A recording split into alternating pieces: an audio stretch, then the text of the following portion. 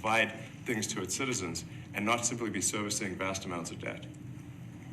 And also, could you mention some of the things that your team has found, some of the crazy numbers, including the woman that walked away with about 30 million, right, etc.? Well, we do find it sort of rather odd that there are quite a few people in the bureaucracy who have ostensibly a salary of a few $100,000, but somehow manage to accrue tens of millions of dollars in net worth while they are in that position, which is, what happened at USAID. We're just curious as to where it came from. Maybe they're very good at investing, in which case we should take their investment advice, perhaps. But just there seems to be mysteriously they get wealthy. We don't know why. Where does it come from? And I think the reality is that they're getting wealthy at the taxpayer expense. That's the honest truth of it. So, we're looking at,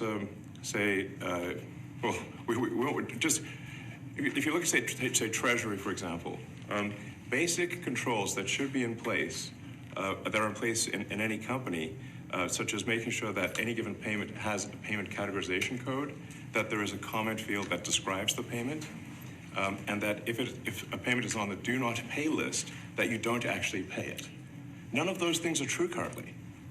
So the reason that departments can't pass audits is because the payments don't have a categorization code. It's like just a massive number of blank checks just flying out the building. So you can't reconcile blank checks. You've got comment fields that are also blank, so you don't know why the payment was made. And then we've got this truly absurd, a do not pay list, which can take up to a year for an organization to get on a do not pay list. And this, we're talking about terrorist organizations, we're talking about known fraudsters, known aspects of waste, known things that do not match any congressional appropriation, can take up to a year to get on the list, and even once on the list is not used. It's mind-blowing. So what we're talking about here, we're really just talking about adding common sense controls that should be present, that haven't been present. So you say, well, how could such a thing arise? That seems crazy.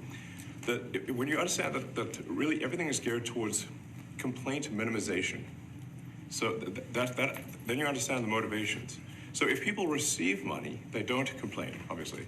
But if people don't receive money, they do complain. And the fraudsters complain the loudest and the fastest. So then when you understand that, then it makes sense. Oh, that's why everything they approve all the payments at Treasury. Because if you approve all the payments, you don't get complaints. But now we're saying that, no, actually, we are going to complain. If money is spent badly, if your taxpayer dollars are not spent in a sensible and frugal manner, then that's not okay.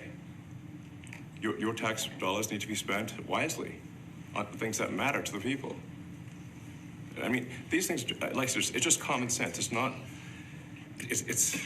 draconian or radical, I think. It's really just saying, let's look at each of these expenditures and say, is this actually in the best interest of the people? And if it is, it's approved. If it's not, we should think about it. So, there's crazy things like just cursory examination of Social Security, and we've got people in there that are 150 years old. Now, do you know anyone who's 150? I don't. Okay. They should be on the Guinness Book of World Records. They're missing out. So, that's the case where, I think they're probably dead. It's my guess. Or they should be very famous, one of the two. And then there's a whole bunch of Social Security payments where there's no identifying information. Well, why is there no identifying information? Obviously, we want to make sure that people who deserve to receive Social Security do receive it, and that they receive it quickly and accurately. I'll tell you another crazy thing. So, one of the things is we are trying to sort of right-size the federal bureaucracy, just make sure that this. Obviously, there need to be a lot of people working for the federal government, but not as many as currently. So we're saying, let's, if people can retire, with full benefits and everything, that would be good. They can retire, get their retirement payments, everything. And then we were told, this is actually, I think, a great anecdote, because we were told the most number of people that could retire possibly in a month is 10,000. We're like, well, why is that? Well, because all the retirement paperwork is manual on paper. It's manually calculated, then written down on a piece of paper. Then it goes down a mine. And like, what do you mean a mine? Like, yeah, there's a limestone mine where we store all the retirement paperwork. And you look at a picture of this mine. We'll post some pictures afterwards. And this mine looks like something out of the 50s because it was started in 1955. So it looks like it's like a time warp. And then the speed, the limiting factor is the speed at which the mine shaft elevator can move determines how many people can retire from the federal government. And the elevator breaks down and then sometimes, and then nobody can retire. Doesn't that sound crazy? There's like 1,000 people that work on this. So I think if we take those people and say, like, you know what, instead of working in a mine shaft and carrying manila envelopes to, boxes in a mine shaft, you could do practically anything else, and you would add to the goods and services of the United States in a more useful way. So anyway, so I think that's an example. At a high level, if you say, like, how do we increase prosperity? Is we get people to shift from roles that are low to negative productivity to high productivity roles. And so you increase the total output of goods and services, which means that there's a higher standard of living available for everyone.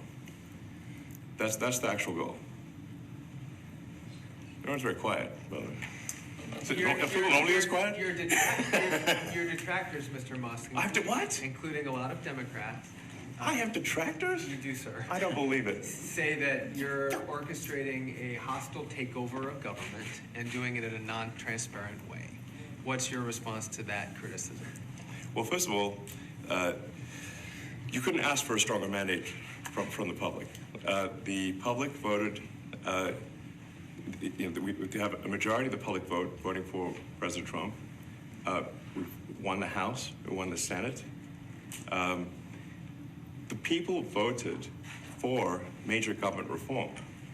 There should be no doubt about that. That was on the campaign. The president spoke about that at every rally. The people voted for major government reform, and that's what people are going to get. They're going to get what they voted for. And a lot of times, people that don't get what they voted for, but in this presidency, they are going to get what they voted for. And that's what democracy is all about. Mr. Musk, the White House says that you will identify and excuse yourself from any conflicts of interest that you may have. Does that mean that you are, in effect, policing yourself? What are the checks and balances that are in place to ensure that there is accountability and transparency? Well, we actually are trying to be as transparent as possible. In fact, we post our actions to the Doge handle on X and to the Doge website. So all of our actions are maximally transparent. In fact, I don't think there's been, I don't know of a case where an organization has been more transparent than the Doge organization. So, and the kind of things we're doing are, I think, very, very simple and basic. They're not, what I mentioned, for example, about Treasury, just making sure that payments that go out, taxpayer money that goes out, is categorized correctly, that the payment is explained, that organizations on the do not pay list, which takes a lot to get there, that actually are not paid, which currently they are paid. These are not individual judgment decisions. These are about simply having sensible checks and balances in the system itself to ensure that taxpayer money is spent well. So it's got nothing to do with, like, say, a contract for some company of mine at all. But if there is a conflict of interest when it comes to you yourself, for instance, you've received billions of dollars in federal contracts. When it comes to the Pentagon, for instance, which the president, I know, has directed you to look into. Yeah. Are you policing yourself in that? Is there any sort of accountability check and balance in place that would provide any transparency for the American people? Well, all of our actions are fully public.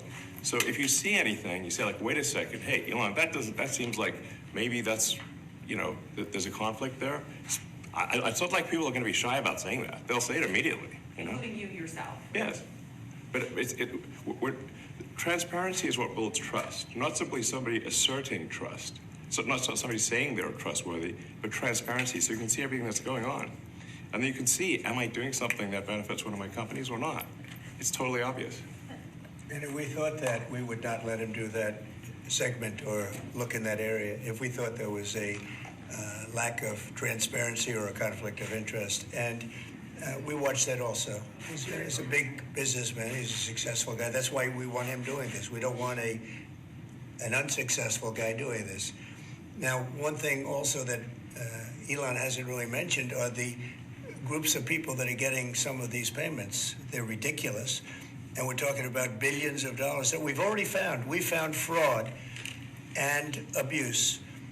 I would say those two words as opposed to the third word that I usually use, but in this case, fraud and abuse.